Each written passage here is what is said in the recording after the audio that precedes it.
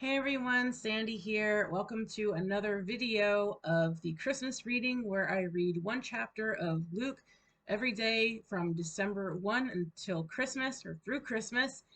I really hope you guys are enjoying these videos. And also, before I forget to mention, if you guys have any prayer requests and you feel comfortable leaving them in a comment, please leave them in a comment below and I will be more than happy to pray for you, definitely. So anyways, today we're going to be reading chapter 20 of Luke. So if you have your Bibles, please open to Luke chapter 20. I'm going to be reading from NASB. Have you guys been doing any Christmas traditions? If you want to share it in a comment, go for it. Like what are some of your favorite Christmas traditions that you enjoy doing? And also, like, have you guys been managing the hectic stores for shopping for Christmas presents? Obviously, I do not thrive on having any negativity. So obviously, if you have any negative things to say about that, please keep that to yourself and go to God in prayer about it. But I'm glad I'm handling it. I got all my Christmas shopping done, and yeah, I'm handling it.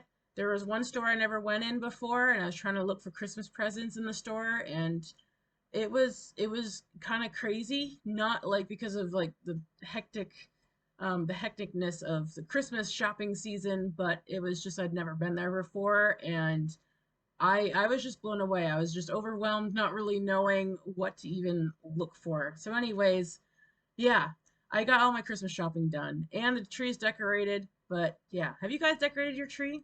Yeah, leave a comment if you want to. If you got your Christmas shopping done, if you decorate a tree, if you have a real or fake tree, or just anything like Christmassy that you really, really like. What's been standing out to you also from what I've been reading from the Gospel of Luke? Has anything been standing out to you at all lately? So anyways, if you want to leave that all in a comment, you can. Let's get started. Luke chapter 20. Jesus' authority questioned. On one of the days, while he was teaching the people in the temple and preaching the gospel, the chief priests and the scribes with the elders confronted him, and they spoke, saying to him, "Tell us by what authority you are doing these things, or who is the one who gave you this authority?" Jesus answered and said to them, "I will also ask you a question, and you tell me. Was the baptism of John from heaven or from men?" They reasoned among themselves, saying, "If we say from heaven, he will say, 'Why did you not believe him?' But if we say from men, all the people will stone us to death, for they are convinced that John was a prophet." So they answered that they did not know where it came from. And Jesus said to them, "Nor will I tell you by what authority I do these things." Verse 9. And he began to tell the people this parable. A man planted a vineyard and rented it out to vine growers and went on a journey for a long time. At the harvest time, he sent a slave to the vine growers so that they would give him some of the produce of the vineyard. But the vine growers beat him and sent him away empty handed. And he proceeded to send another slave, and they beat him also, and treated him shamefully, and sent him away empty handed. And he proceeded to send a third, and this one also they wounded and cast out.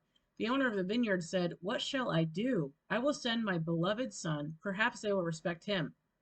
But when the vine growers saw him, they reasoned with one another, saying, "This is the heir. Let us kill him, so that the inheritance will be ours." So they threw him out of the vineyard and killed him. What then will the owner of the vineyard do to them? He will come and destroy those vine growers, and will give the vineyard to others. When they heard it, they said, "May it never be." But Jesus looked at them and said, "What then is this that is written? The stone which the builders rejected, this became the chief cornerstone. Everyone who falls on that stone will be broken to pieces, but on whomever it falls, it will scatter him like dust." Verse 19. The scribes and the chief priests tried to lay hands on him that very hour, and they feared the people, for they understood that he spoke this parable against them.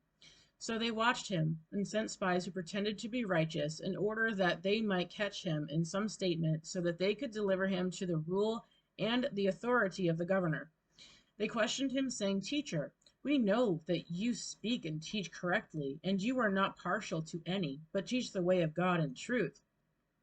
Is it lawful for us to pay taxes to Caesar or not?"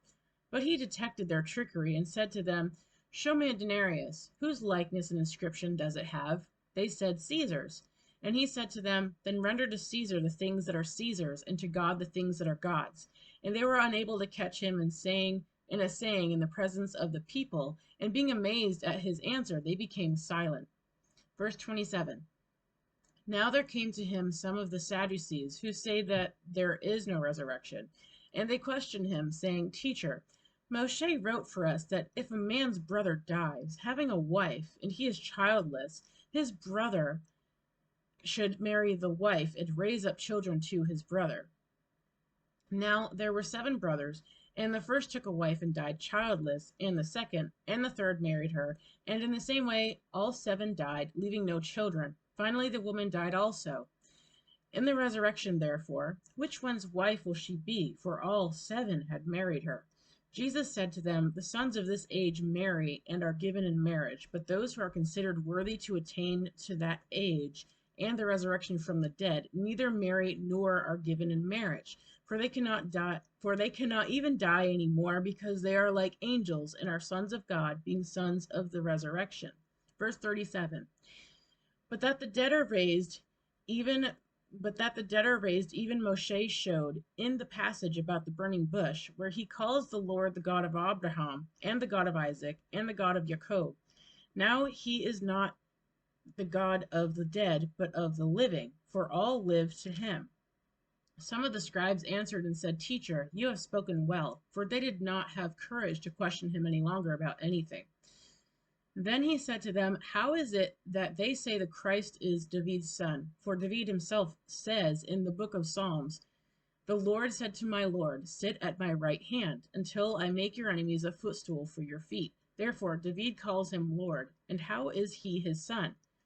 And while all the people were listening, he said to the disciples, Beware of the scribes, who like to walk around in long robes, and love respectful greetings in the marketplaces, and chief seats in the synagogues and places of honor at banquets, who devour widows' houses, and for appearance's sake offer long prayers. These will receive greater condemnation. That is a very interesting chapter as well, actually. Very interesting.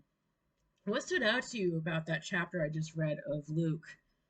I think that the thing that stood out to me the most was, I believe it was in verses 19 and 20, when it says the scribes and the chief priests, they tried to lay their hands on Jesus, and he ended up speaking a parable to them, and they watched him sent spies who pretended to be righteous in order that they might catch him in some statement so that they could deliver him to the rule and the authority of the governor.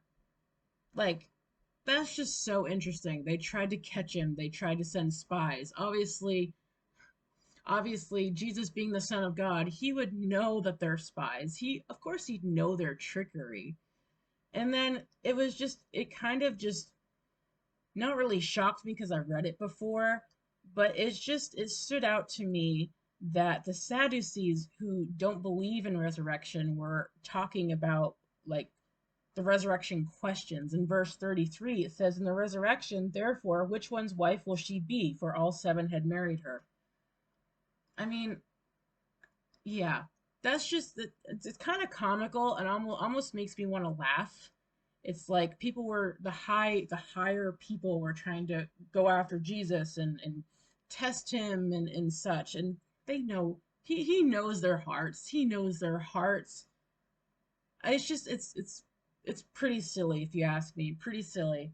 So, yes, thank you for joining me for another video of the Christmas reading. And thank you also for being patient with me. I'm actually feeling under the weather as of today, so any prayers appreciated. So thank you for bearing with me with that. And also thank you very much for being patient with me when it comes to reading these very long chapters. We still have 3 more to go. I mean, they're pretty long chapters, but I mean, some of them aren't really, really long, but yeah.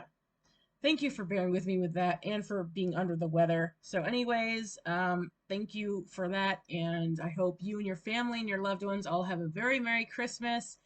And I haven't really said this in previous videos, I don't think, but I really hope you guys have a wonderful new year as well coming.